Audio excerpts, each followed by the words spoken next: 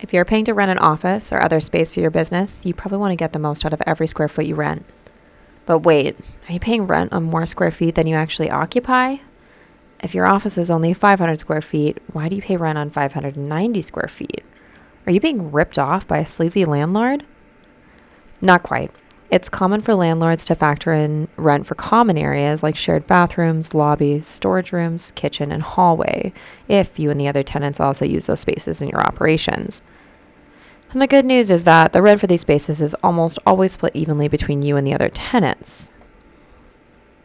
For example, let's say you rent a 500 square foot office in a 6,500 square foot building. You'll pay rent on the 500 square foot office space and on a portion of the common area spaces that you also use. But if you have a small office and everyone else has a much larger office space, how can you be sure that your portion of the common area rent is fair? The answer to that question is load factor. Load factor is a calculation that breaks down the common area rent so each tenant pays a proportionate amount. First, find the usable square footage of a building. Usable space is all of the single tenant spaces added together. So in this case, usable square footage is 5,500 square feet. Calculate load factor by dividing the total square footage in the building by the usable square footage.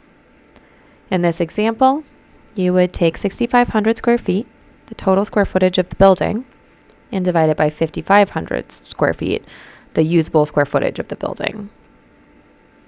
That gives us a load factor of 1.18. That also tells us that 11.8% of the building is shared common area and not space that is exclusively used by a single tenant.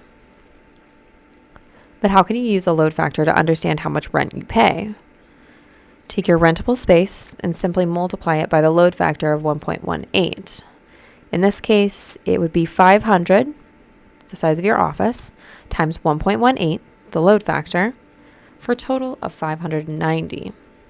That means you'll pay rent on 590 square feet of space, including both your private office space and the shared common areas. Now, it's important to note that load factor is just one number you should pay close attention to on your lease. There are other costs, like those that make up triple net expenses, to carefully consider in the lease review process. We've covered the triple net expenses in another video, and it's linked below if you want to learn more. Thanks for watching. Like and follow Sterling CRE Advisors for more quick CRE info like this.